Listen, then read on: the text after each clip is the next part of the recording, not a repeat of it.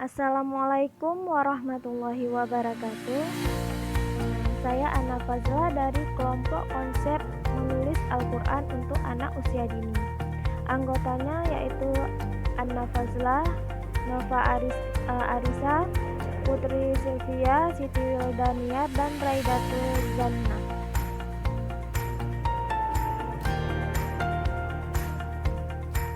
Saya akan menjelaskan tentang pengertian kemampuan menulis Al-Quran, yaitu keterampilan menulis huruf-huruf hijaiyah dalam Al-Quran sesuai dengan kaidah penulisannya. Kemudian metode menulis Al-Quran untuk anak usia dini. Di sini dapat kita lihat ada 3 metode menulis Al-Quran. Yang pertama metode klasikal, yang kedua metode individual, dan yang ketiga metode latihan. Metode klasikal yaitu guru terlebih dahulu menyuruh anak membaca huruf hijaiyah, kemudian anak dibimbing menulis huruf yang sudah dikenal. Yang kedua metode individual, yaitu guru menyuruh anak menulis huruf hijaiyah satu persatu di papan tulis. Yang ketiga yaitu metode latihan. Guru melatih anak untuk menulis huruf-huruf hijaiyah. Hal ini dilakukan agar mereka memiliki kebiasaan untuk menulis huruf Arab. Nama-nama lain dari Al-Quran adalah Alkitab, artinya sesuatu yang tertulis. Hasan bin Ali berpendapat barang siapa yang tidak mampu menghafal hendaklah dia mencatat atau menulisnya. Sekian dari saya. Assalamualaikum warahmatullahi wabarakatuh. Baik, nama saya Nova Ariska. Di sini saya ingin melanjutkan penjelasan dari teman-teman saya. Nah, penjelasan cara menulis huruf Al-Quran atau huruf bahasa Arab. Nah, yang pertama itu adalah penulisan huruf Arab dimulai dari sebelah kanan. Contohnya seperti biasa kita melakukan penulisan bahasa Indonesia di awal kiri, namun apabila kita membuat suatu tulisan Arab diawali dari sebelah kanan. Nah, yang kedua itu ada huruf Arab, ada yang dapat disambung dan ada yang tidak dapat disambung. Nah, yang ketiga itu ada masing-masing mempunyai bentuk huruf sesuai dengan posisinya. Dan yang keempat itu ada semua huruf Arab adalah konsonan, termasuk huruf alif, waw, dan ya. Selanjutnya akan dijelaskan dengan teman saya. Assalamualaikum warahmatullahi wabarakatuh. Selanjutnya, saya akan melanjutkan penjelasan dari teman saya, yaitu tentang tujuan pembelajaran menulis Al-Quran.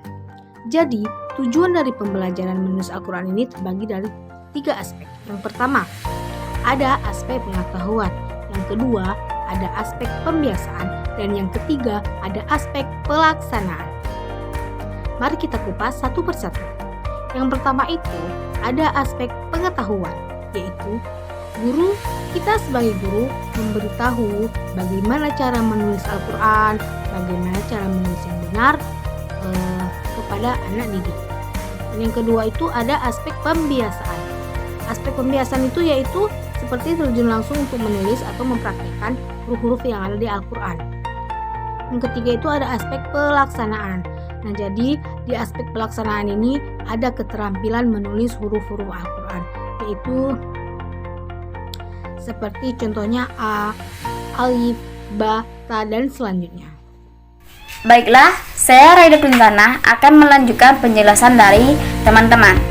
Nah, di bawah ini terdapat beberapa faktor yang mempengaruhi kemampuan menulis huruf Al-Quran pada anak usia dini. Yaitu ada 2 faktor. Yang pertama, ada faktor internal ataupun faktor yang berasal dari dalam diri anak usia dini. Dan yang kedua, ada faktor eksternal, yaitu faktor yang berasal dari luar diri anak. Sedangkan faktor internal terbagi menjadi 2. Yang pertama ada faktor psikologis. Faktor psikologis ini terbagi menjadi 2 macam, yaitu ada kebiasaan ataupun pengalaman yang dimilikinya, dan yang kedua ada kebutuhan. Semakin terbiasa menulis untuk huruf Al-Quran, maka kemampuan dalam kualitas tulisan akan semakin baik. Dan seorang akan mencoba terus untuk menulis karena didorong oleh kebutuhan.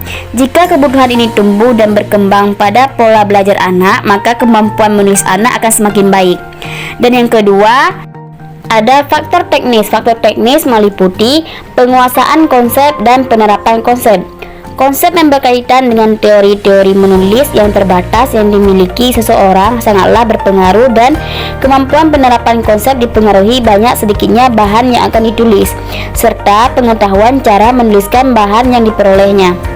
Dan yang kedua, ada faktor eksternal, yaitu faktor yang berasal dari luar diri anak. Faktor eksternal dari kemampuan menulis huruf Al-Quran belum tersedianya fasilitas pendukung berupa sarana untuk menulis Al-Quran. Selain itu, keterampilan menulis banyak kaitannya dengan kemampuan membaca. Maka jika seseorang yang ingin memiliki kemampuan menulisnya lebih baik, dituntut untuk memiliki kemampuan membacanya lebih baik. Dan selanjutnya saya akan menjelaskan tentang indikator kemampuan menulis Al-Quran. Dan yang pertama ada menulis huruf tunggal, yaitu contohnya bisa teman-teman lihat pada gambar ini.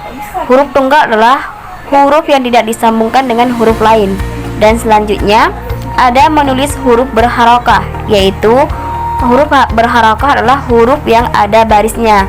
Contohnya teman-teman bisa melihat pada gambar ini. Dan selanjutnya saya akan membahas tentang menuliskan huruf sambung terdiri dari beberapa huruf, yaitu untuk contohnya teman-teman bisa melihat pada gambar di video ini.